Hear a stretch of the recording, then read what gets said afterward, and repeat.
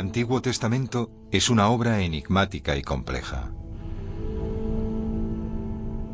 Contiene una serie de reglas y requisitos que forman la base de una religión y una civilización, el judaísmo. Pero es también una obra histórica que narra la epopeya de los antiguos israelitas. En el capítulo anterior descubrimos que la leyenda de los patriarcas Abraham, Isaac y Jacob se escribió por primera vez en el siglo VII a.C., en el reino de Judea. Dos investigadores, Neil Silverman e Israel Finkelstein, plantearon esa hipótesis.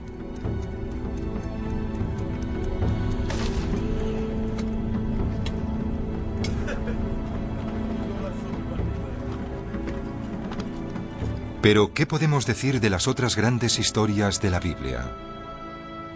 Muchos de los vestigios descubiertos en los yacimientos de Canaán corresponden a los restos de una civilización tan avanzada como sofisticada, la egipcia, cuya influencia es omnipresente.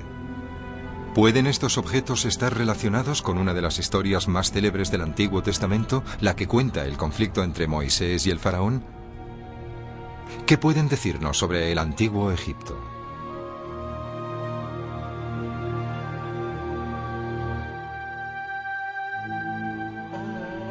La Biblia explica que los descendientes de los patriarcas fueron a vivir a Egipto, donde se quedaron 430 años.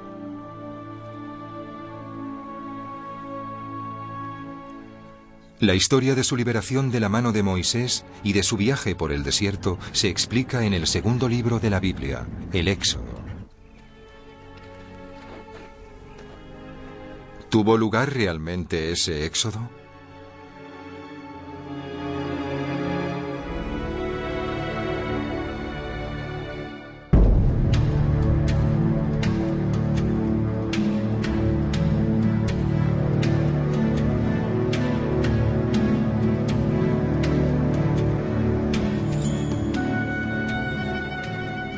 Desenterrar la Biblia.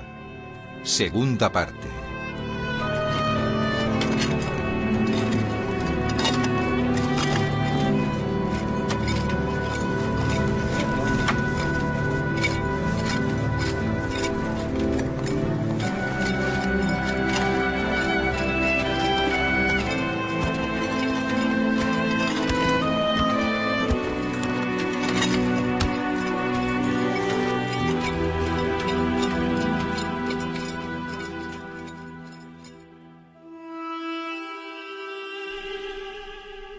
La larga estancia de los israelitas en Egipto, su esclavitud y consiguiente liberación y la ley recibida por Moisés representan la esencia del segundo libro de la Biblia. El Éxodo.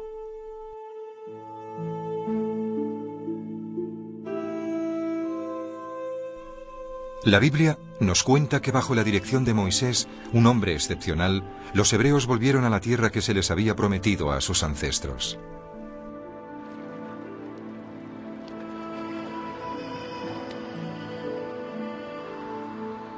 Nuestra investigación empezará en Lausanne, para ser exactos, en la biblioteca del Departamento de Teología.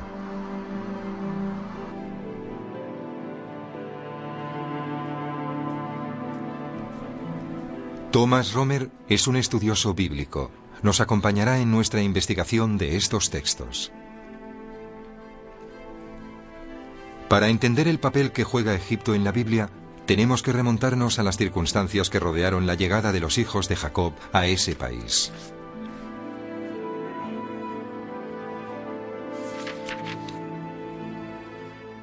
La presencia de Egipto en la Biblia hebrea es incontestable. A menudo se presenta como tierra de acogida. Abraham fue allí escapando de la hambruna de Canaán, como harían también Jacob y su hijo José más tarde. También fue tierra de asilo, atrayendo a muchos refugiados políticos. Siempre tenían relación con Egipto. A veces estas relaciones eran complicadas, otras veces más sencillas. Pero no constatamos verdaderos problemas ideológicos porque en realidad en la Biblia no se habla mucho de los dioses de Egipto. Así que lo importante de Egipto es que constituyó un verdadero referente para los autores de la Biblia.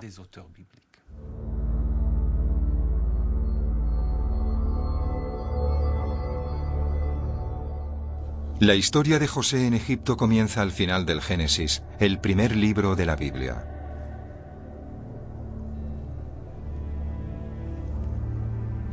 Vendido por sus hermanos a una caravana que iba de camino a Egipto, fue comprado por un oficial que le introdujo en la corte del faraón, donde llegó a convertirse en el gran visir.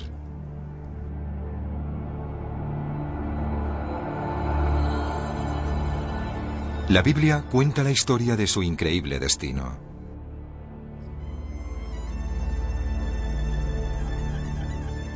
En el poderoso y centralizado Egipto, donde la propaganda real jugaba un papel capital, nada quedaba sin documentar.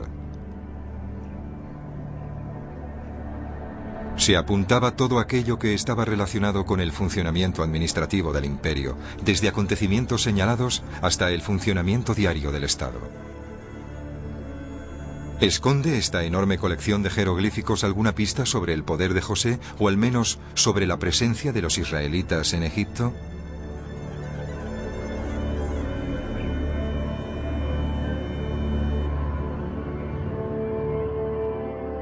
Para responder a esa pregunta, nuestros investigadores deben viajar a Egipto.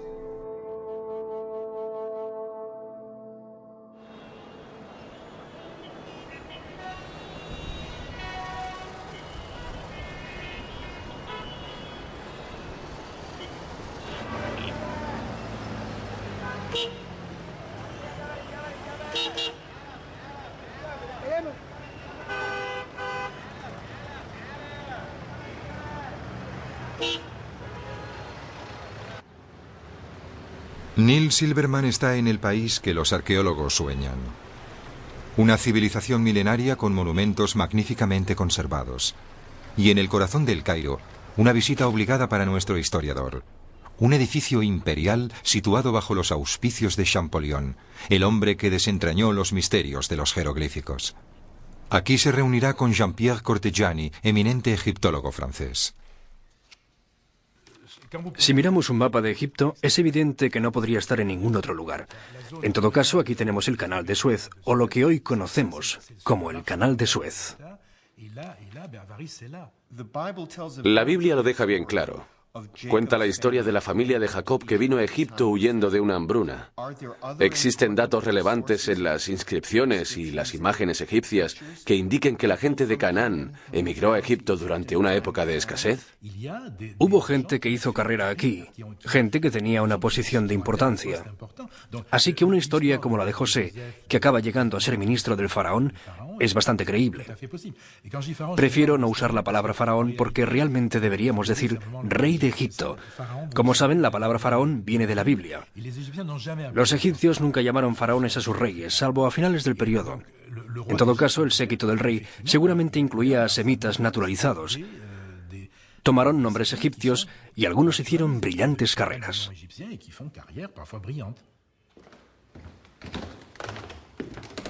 Algunas pinturas de la antigua necrópolis de Beni Hassan muestran semitas venidos a Egipto, probablemente por motivos comerciales. Estas muestran detalles de mujeres con vestidos que no son egipcios en absoluto, con estos estampados. Sus caras son de lo más representativas. Así veían a los semitas los egipcios, con largas y puntiagudas barbas y cabello espeso. Pero los comerciantes no fueron los únicos que se sintieron atraídos por Egipto. La tierra de Canaán estaba sujeta a estaciones muy secas y a lluvias muy irregulares, lo que ocasionaba frecuentes hambrunas. Los pastores y los granjeros no tuvieron más remedio que ir a Egipto a trabajar como peones y aprovecharse de una tierra más hospitalaria.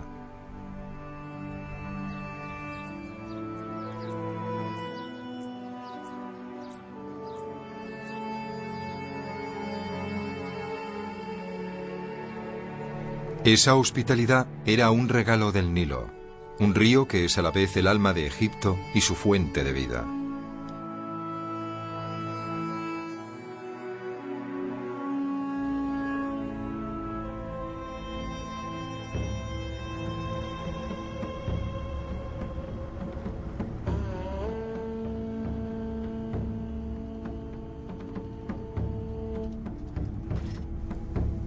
Durante toda la antigüedad bíblica, Egipto actuó como un imán para aquellos que venían de tierras áridas, un refugio que era fuente de fascinación como lo son la mayoría de tierras de abundancia.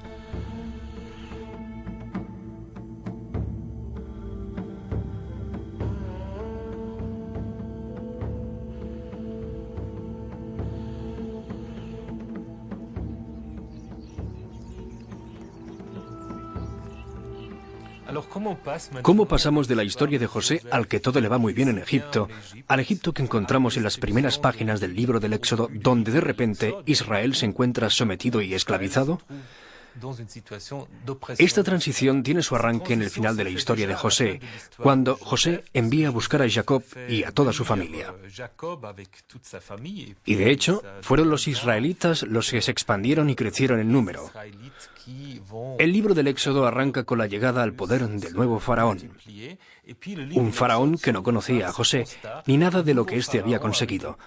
Así que, de repente, las cosas cambian y pasamos a un estado de opresión.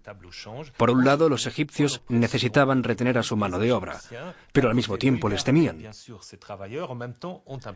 Como se relata en el texto bíblico, intentaron toda clase de métodos para deshacerse de ellos. Cuanto más les oprimimos, más fructíferos son y más se multiplican.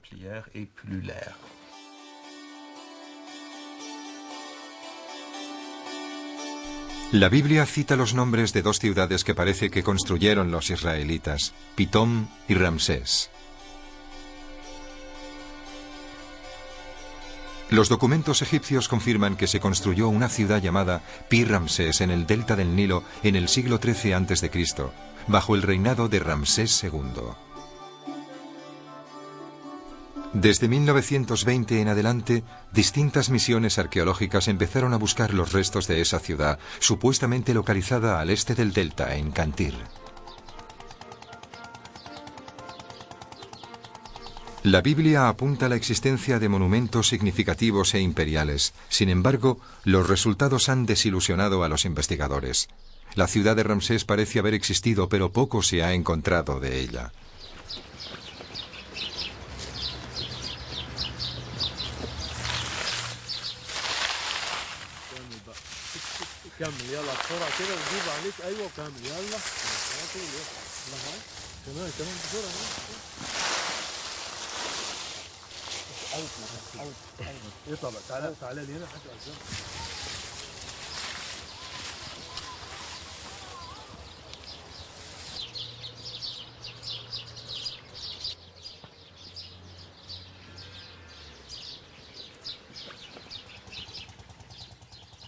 Mohamed, ¿quién era este rey?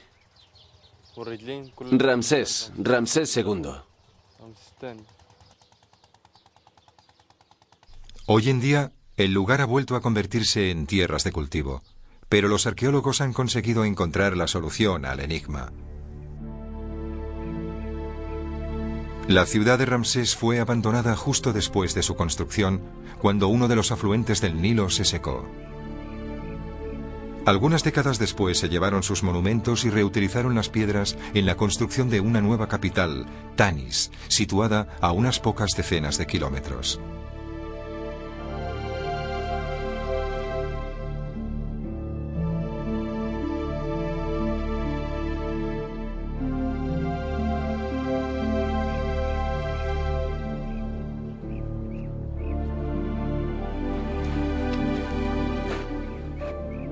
Hasta ahora, nada parece contradecir que Ramsés II fuese ese extraordinario faraón constructor sobre el que leemos en la Biblia. El mismo Ramsés II al que Moisés suplicó en nombre de Dios y sus ancestros que dejara ir a su gente.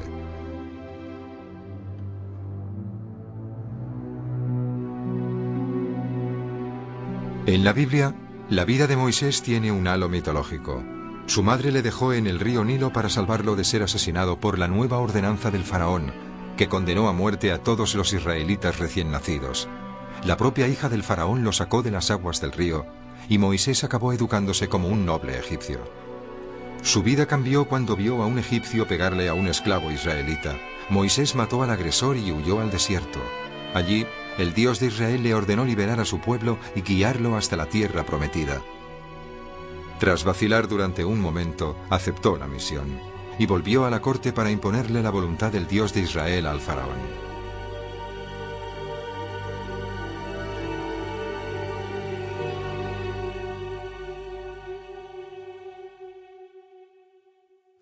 Moisés desafió al faraón.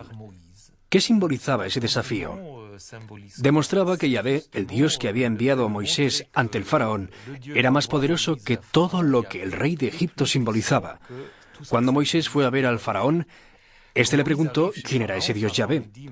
Nunca antes había oído hablar de él y él lo tomó como un Dios menor, el Dios de un pueblo que orienta a esclavos venidos de Oriente, algo que no le acarrearía más consecuencias. Pero poco a poco se dio cuenta de que Yahvé era en realidad más poderoso que todo el panteón egipcio.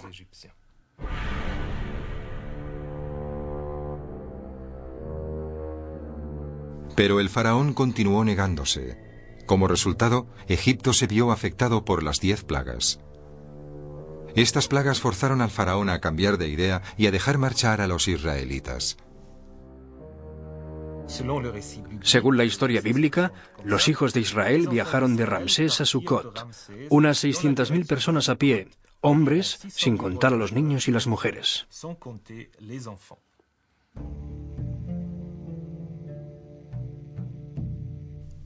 Los israelitas abandonaron Egipto en mitad de la noche y cruzaron el Mar Rojo. El ejército egipcio fue engullido por sus aguas.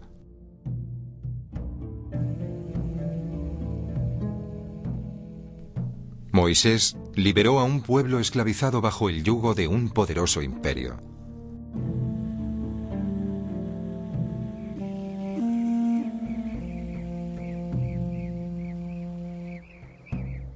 Eso es lo que cuenta la historia, pero ¿qué nos dicen los hechos históricos?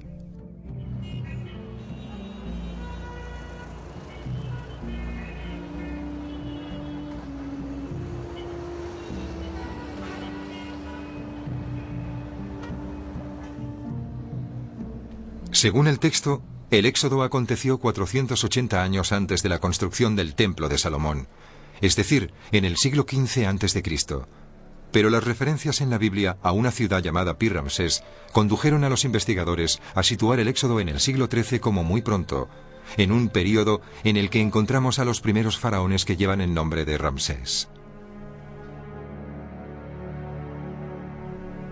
Un vestigio arqueológico del Museo de El Cairo hace posible determinar una cronología del éxodo basada en hechos históricos.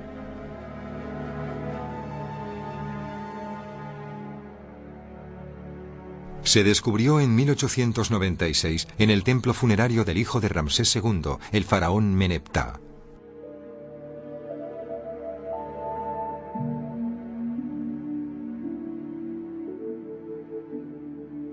La estela describe la campaña militar dirigida por Meneptah contra Canaán.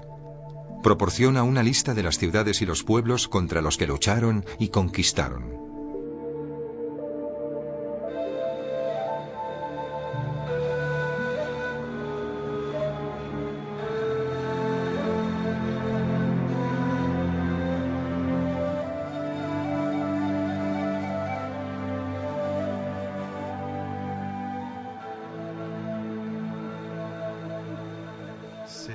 En la línea 27, en la parte inferior de la estela, encontramos una palabra que se equivale exactamente al término Israel.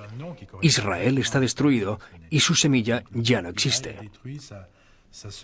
Encontramos el símbolo que corresponde a comunidad, a un pueblo, representado por el jeroglífico del hombre y la mujer, el determinante con el plural, que por tanto es Israel. Es la única referencia a Israel que conocemos en toda la literatura egipcia, ya sea histórica, religiosa o literaria. Solo una vez se menciona Israel en los textos egipcios, mientras que la Biblia se refiere a Misraim o Egipto unas 700 veces.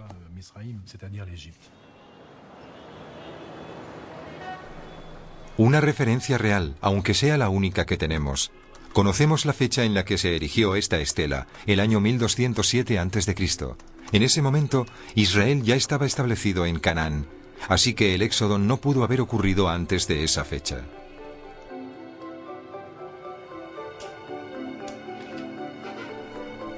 Resumiendo, parece claro que había semitas en Egipto. El faraón Ramsés II era el padre de Meneptah, y el siglo XIII parece ser un período de tiempo creíble. Si dejamos a un lado los errores cronológicos de la Biblia, el éxodo podría haber acontecido. ¿Cuál fue el itinerario que siguieron? La Biblia nos dice que para escapar los hijos de Israel tuvieron que escoger entre dos rutas. Una al norte, más directa, y otra hacia el sur, que cruzaba un desierto montañoso. ¿Cuál eligieron? Para averiguarlo, Neil Silverman va al encuentro de Donald Redford, un egiptólogo especializado en la Biblia, en su excavación del delta de Mendes.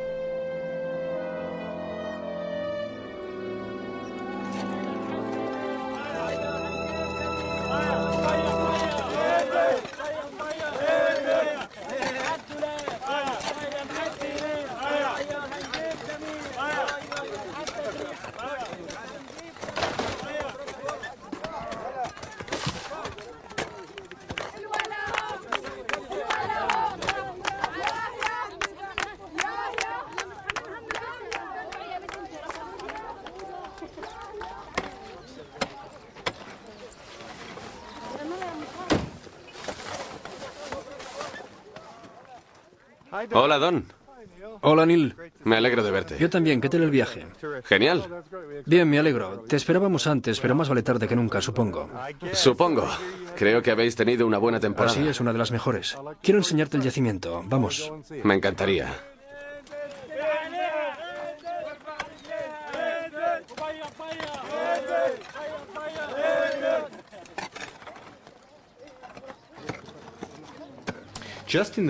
En los lugares en los que la Biblia cuenta que tuvo lugar el éxodo de los israelitas al marcharse de Egipto, ¿había fortificaciones o alguna presencia militar que hubiesen podido localizar a los israelitas en su huida? Sí, por todo el delta oriental y el Sinaí. Y en Negev, e incluso más al norte, había guarniciones egipcias, destacadas permanentemente. Y comandancias, puntos de control. De hecho, todo Bidú estaba bajo el control de la policía paramilitar egipcia, con patrullas a lo largo de la frontera. Un bajorrelieve del templo de Karnak atestigua la existencia de un sofisticado sistema de guarniciones que aseguraba la logística de una ruta que seguía la costa norte de Sinaí. Para los egipcios era una ruta estratégica que llegaba hasta Mesopotamia y Anatolia. Una multitud que huía no podría haberla seguido sin ser vista y detenida por una de sus guarniciones.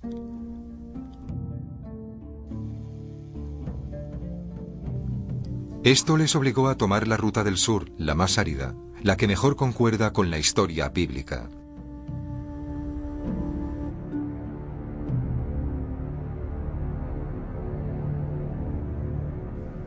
La Biblia relata cómo, tras haber acampado en el desierto durante casi 3 meses, los israelitas recibieron los 10 mandamientos en el monte Sinaí. Entonces se dirigieron al nordeste, a la tierra de Canaán. En ese momento, las escrituras cuentan que llegaron al oasis de Kadesh Barnea, situado entre los desiertos del Sinaí y del Negev.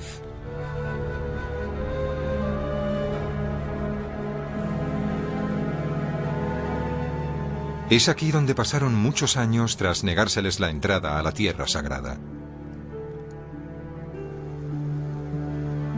El oasis se excavó profusamente entre los años 50 y 70. En el yacimiento no se encontraron restos del siglo XIII, el período que se cree que corresponde al Éxodo. Las técnicas arqueológicas modernas nos permiten señalar incluso los restos más diminutos dejados por simples pastores. Aún así, no hay ni rastro de la larga estancia de los israelitas en esta zona.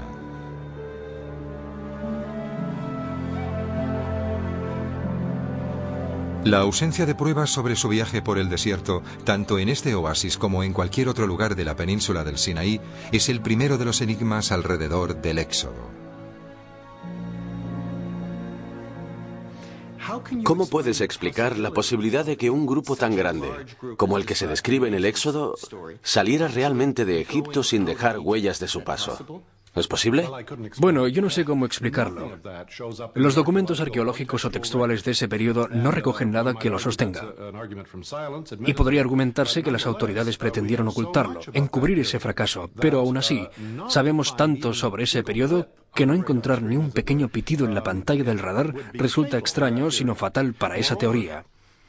Es más, la Biblia habla de 600.000 hombres armados que abandonan Egipto en el Éxodo, con lo que en realidad estamos hablando de unos 2 millones de personas entre niños, mujeres y ancianos. ¿Puedes imaginarte a 2 millones de personas marchándose de un país del tamaño de Egipto, que en esa época tenía una población de apenas 3,5 millones de habitantes? Eso habría causado un vacío enorme en el sistema social y económico que se habría visto reflejado en los documentos de la época. Habría provocado casi inmediatamente una crisis económica y social que habría trastornado sin remedio el día a día del imperio. En los documentos no encontramos nada, nada en absoluto. No me imagino el Éxodo tal como se describe en la Biblia, en el siglo XIII.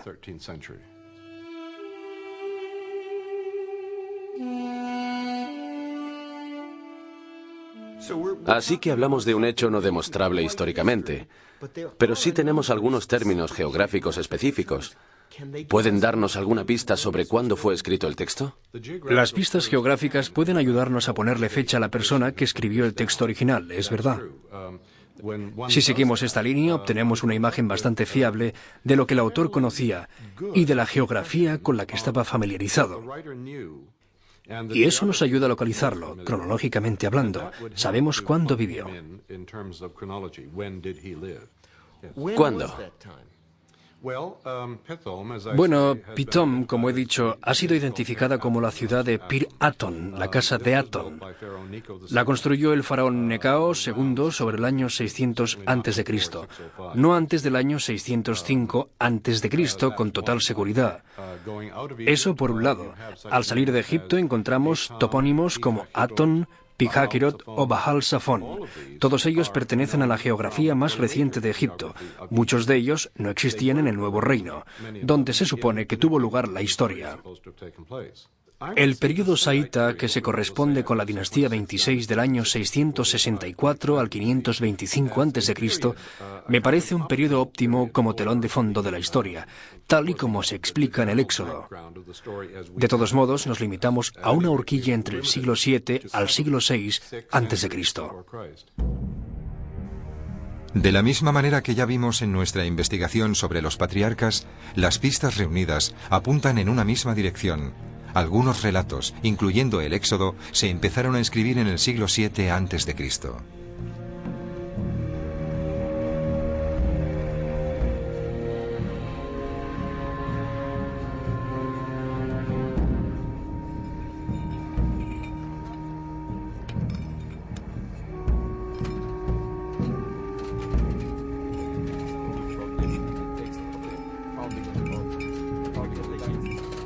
Neil Silverman ha vuelto a Megiddo para comentar estas nuevas evidencias con Israel Finkelstein. Fueran cuales fueran las posibles fuentes históricas que inspiraron la saga del Éxodo, la historia no describe el Egipto del siglo XIII a.C. La investigación de esta historia bíblica nos vuelve a llevar al siglo VII. ¿Qué razones condujeron a que fuera durante este período cuando se empezaran a redactar estos textos?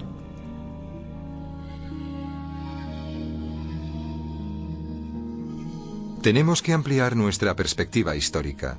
En el siglo IX y durante la mayor parte del siglo VIII, Canaán estaba dividida en 2 reinos, Israel y Judea. Estos reinos estaban situados entre 2 de los mayores imperios de Oriente Próximo. En el sur, Egipto, de cuyo poder y fuerza hemos visto pruebas más que evidentes. Canaán era evidentemente un emplazamiento estratégico para este reino inmemorial con importantes ambiciones regionales.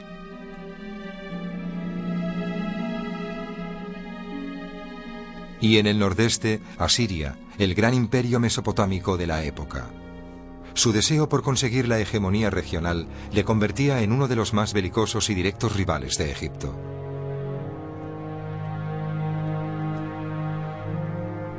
Israel y Judea, estos reinos gemelos, acabarían por verse atrapados por esa rivalidad.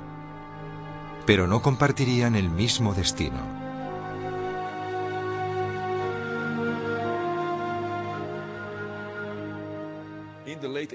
A finales del siglo VIII a.C., los asirios aparecieron en escena. Aniquilaron al reino del norte y ocuparon su territorio. Muchísimos refugiados se desplazaron al sur, a Jerusalén, a Judea. Y eso supuso una gran carga para la gente de Judea y Jerusalén, porque para entonces era la única nación israelita en pie.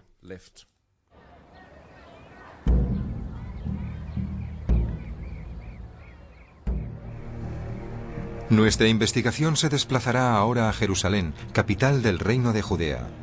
Es aquí donde las historias bíblicas de Egipto, Moisés y el éxodo por el desierto se tejerían durante el siglo VII. Desenmarañar estas historias no es tarea fácil y requiere un cuidadoso análisis.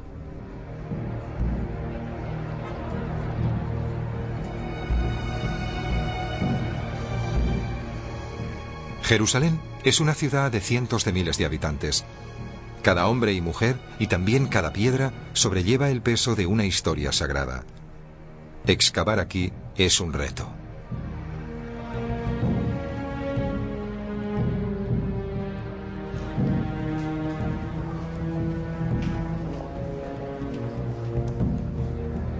Sin embargo, se han realizado sorprendentes descubrimientos gracias a la resolución de los arqueólogos.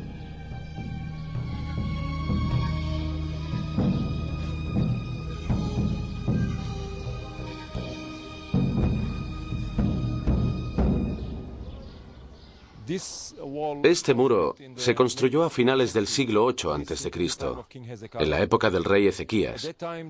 En esa época Jerusalén creció rápidamente, en población y en tamaño, y llegó a ser 10 veces mayor que 25, 30 o 40 años antes. Y eso fue por la gran cantidad de refugiados que llegaron del norte, después que los asirios destruyeran el reino del norte de Israel. Vinieron a Judea y se instalaron aquí. Y esta zona, que estaba fuera de la ciudad vieja de la época de bronce y de hierro, se pobló entonces.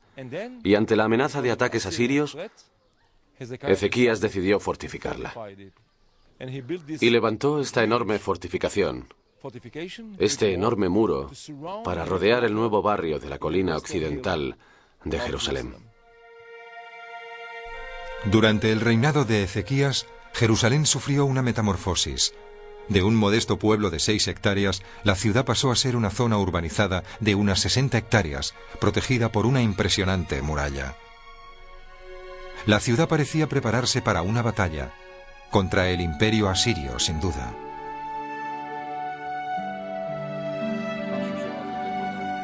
El arqueólogo Ronnie Reich lleva muchos años participando en excavaciones en esta zona.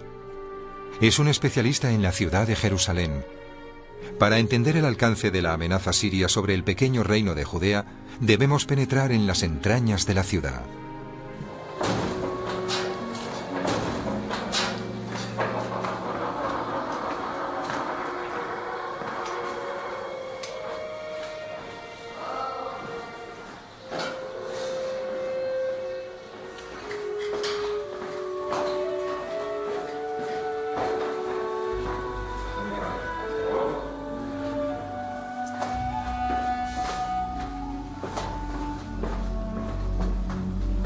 La única fuente de agua permanente de Jerusalén fluía extramuros y no se podía acceder a ella si la ciudad era sitiada.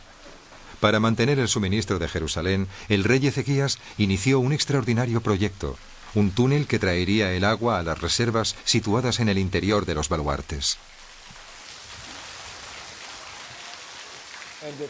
Y el túnel sale desde aquí y sigue durante 500 metros. Se excavó desde ambos lados y se encontraron en el medio, todo dragado en la roca. Es un gran logro de ingeniería, porque 2 grupos que excavaban un túnel que no es recto, sino que tiene forma de S, se movieron así y se encontraron aquí. Y podrían haber excavado uno junto al otro o uno sobre el otro, incurrir en cualquier error, y no cometieron ninguno. Y aún no tenemos una explicación adecuada sobre cómo lo hicieron, pero ciertamente es... Tenemos las inscripciones de los 2 grupos. Ambos trabajaban con hachas para excavar la roca. Después se encontraron. Debió ser un gran momento cuando se oyeron unos a otros.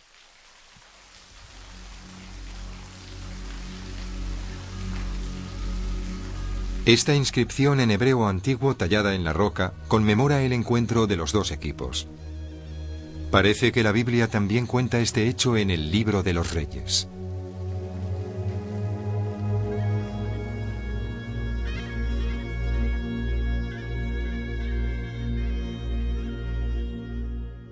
Esta inscripción en hebreo antiguo es realmente una de las pruebas más importantes que tenemos sobre el auge de Judea como reino.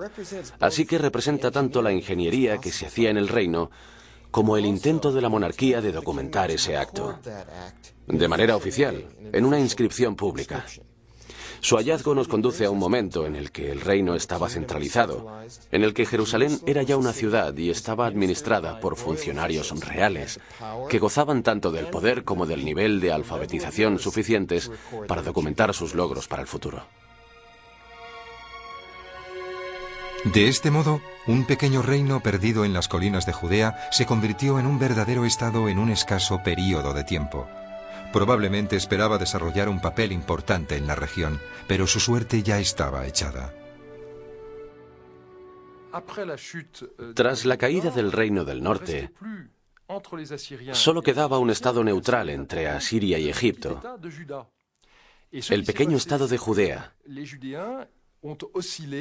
El pueblo de Judea dudaba entre someterse a los asirios o continuar siendo independientes con la ayuda de Egipto. En algún momento fueron demasiado lejos y Sennacherib, el hijo de Sargón, decidió poner fin a la situación.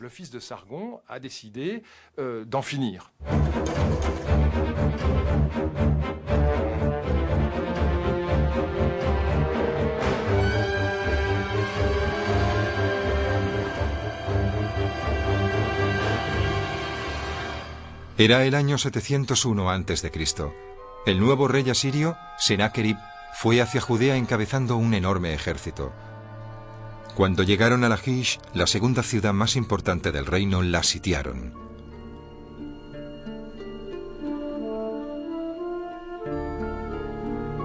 Hoy en día, Lachish es un tel o monte artificial. En el siglo VIII a.C. era una de las capitales administrativas de Judea y fue el emplazamiento de una batalla memorable.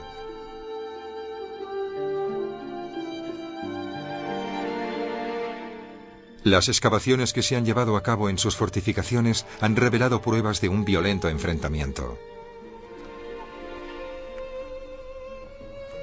David Ushishkin, el director de las excavaciones, es catedrático de arqueología de la Universidad de Tel Aviv. Los asirios vinieron a Judea. Sennacherib vino a Lachish, no fue a Jerusalén. ¿Por qué vino a Lachish y no fue directamente a Jerusalén? Creo que quería hacer una conquista ejemplar. Quería demostrarle a la gente del país lo que era capaz de hacer, hasta dónde podía llegar en su afán de perjudicar a Jerusalén. Y creo que decidió destruir esta fortaleza del rey Ezequías y después envió a su ejército a Jerusalén para negociar con él y llegar a algún tipo de acuerdo.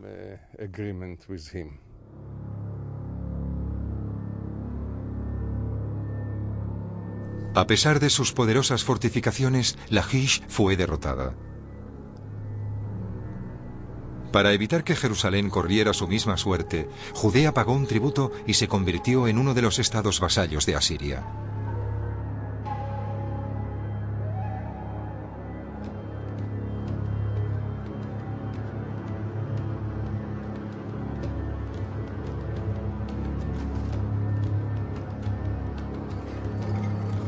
Pero como muestran las pruebas arqueológicas, esta sumisión ante su poderoso vecino del norte condujo paradójicamente a una prosperidad económica sin precedentes.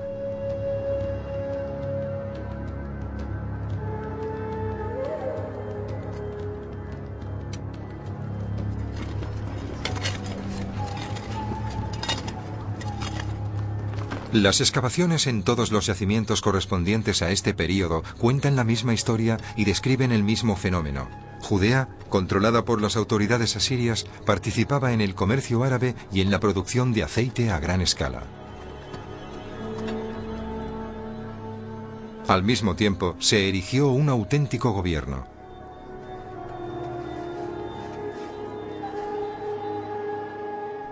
Los restos arqueológicos iluminan el nacimiento de una nación.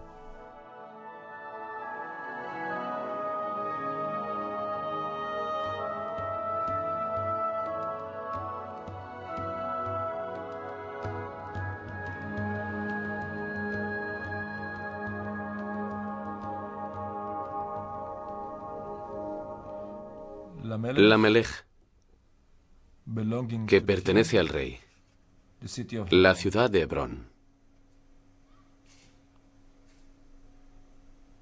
Lamelech, Sojo, que pertenece al rey, la ciudad de Sojo, en Shefelá. Son ejemplos de una administración desarrollada. Primero porque las vasijas de almacenamiento tienen el mismo volumen, contienen la misma cantidad, están estandarizadas. Y segundo, las impresiones de los sellos también están estandarizadas. Así que tenemos pruebas de algún tipo de administración del Estado. Una persona, una familia, un ciudadano de a pie no habría hecho algo así. Así pues, todas las pruebas encajan con la misma conclusión: el auge de Judea, su primer periodo de apogeo, su desarrollo a finales del siglo VIII.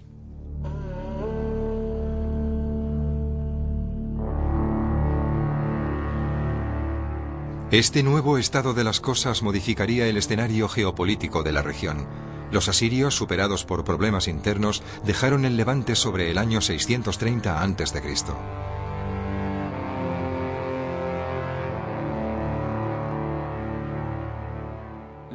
El final del imperio neoasirio se caracterizó por graves problemas, especialmente en Babilonia.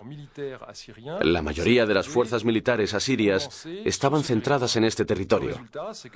Como resultado, se consideró que los asirios no estaban tan presentes, estaban poco disponibles en las zonas cercanas, y eso evidentemente provocó que fuera una época atractiva para los movimientos de liberación.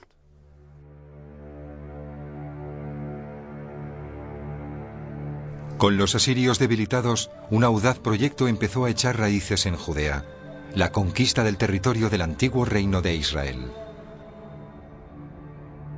Es en este contexto donde el enfrentamiento con Egipto y el éxodo, tal y como está descrito en la Biblia, empiezan a tener sentido.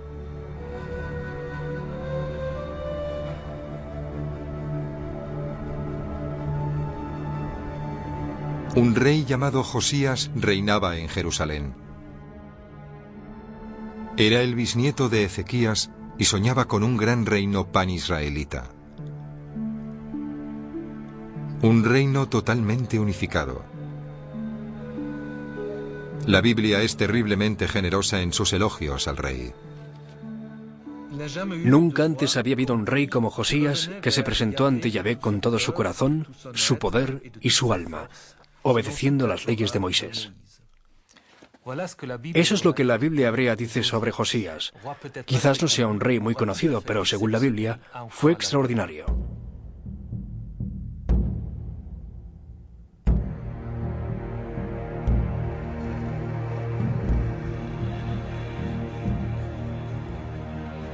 Los autores del texto bíblico cuentan cómo Josías ordenó que se trabajara en el templo de Jerusalén. Este hecho es de suma importancia para nuestra investigación.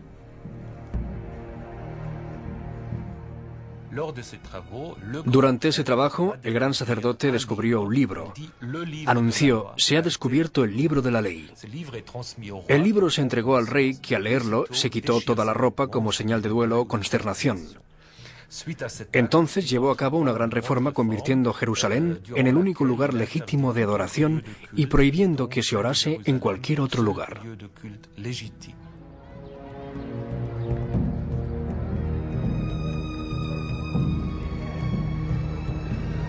¿Realmente se halló un libro o fue solo un pretexto para lanzar un proyecto concebido durante algún tiempo? Nadie lo sabe. Pero como resultado de este descubrimiento, Josías lanzó la reforma más radical de la historia del reino. Los expertos creen que ese libro, al que se le ha dado el nombre del Libro del Pacto, era en realidad el libro del Deuteronomio, el quinto libro del Pentateuco.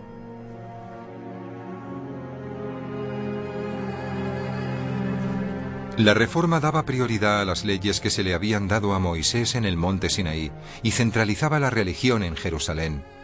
Pero, ¿era este el único objetivo de Josías? Josías necesitaba centralizar el poder, una administración fuerte y un completo control del Estado. Una manera de conseguirlo era concentrando el culto,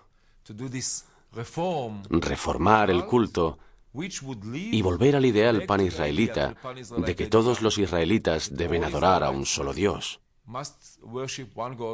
en un único lugar, en Jerusalén. Si se hace así, y se derriban los lugares de culto del campo, se controla mejor la economía, se controla mejor el Estado, y se pueden conseguir los objetivos de una manera más eficiente y más rápida.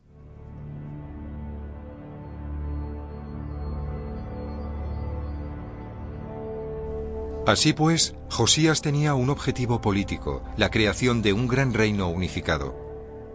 Pero los vientos de la historia volverían a cambiar de rumbo. Tras un largo período de inactividad, Egipto renovó sus ambiciones imperiales.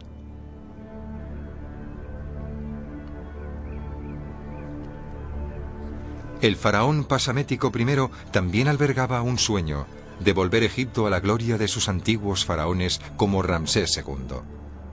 Egipto se haría con el control de la parte de Canaán a la que Asiria había renunciado.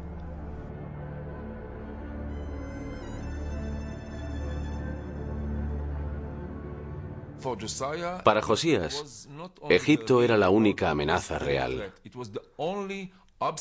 Era el único obstáculo que podría haber frustrado su sueño de un gran Israel. Egipto estaba allí y al mismo tiempo tenía su propia ideología, sus propios sueños, sus propias ilusiones. Egipto era el único obstáculo.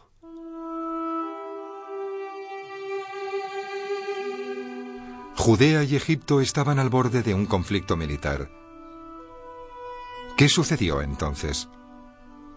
¿Pretendía Josías usar el texto para dar un mensaje de esperanza?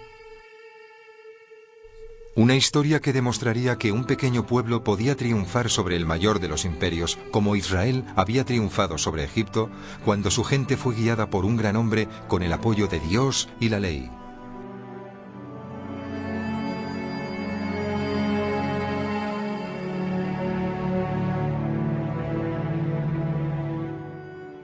La historia del Éxodo es la historia de una liberación que va más allá de la huida de Egipto. Para que la liberación fuese completa, fue imprescindible recibir la ley. En el Pentateuco, esta ley llega al margen de cualquier institución política, sea la realeza o el Estado. Así pues, es una ley que Moisés brinda al pueblo.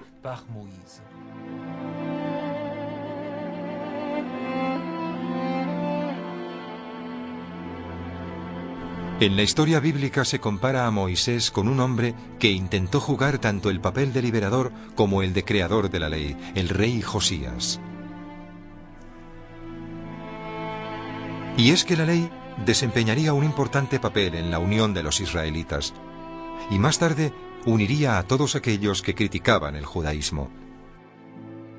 La ley que recibió el pueblo, tal y como aparece en los 10 mandamientos y en el Deuteronomio, pondría por escrito el lazo que existía entre los judíos y su Dios. La ley vista como un pacto sagrado.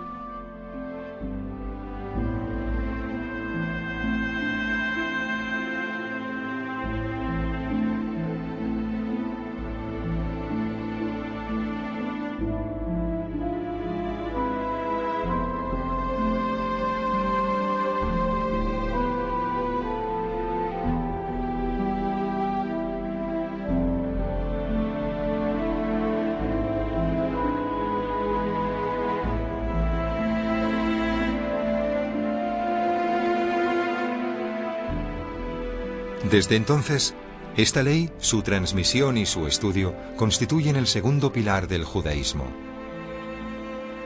Una religión que une a un pueblo y su Dios, como en tiempos de Josías, a través de un pacto que se lee y se interpreta por y para siempre.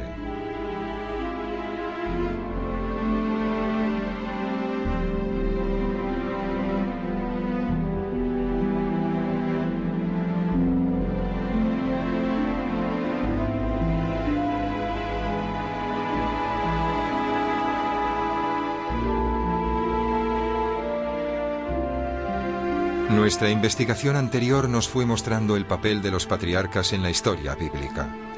En este capítulo hemos ido profundizando en lo que se ha establecido como las bases fundamentales del judaísmo, una sociedad unida por sus leyes, con los conceptos de opresión y liberación como telón de fondo.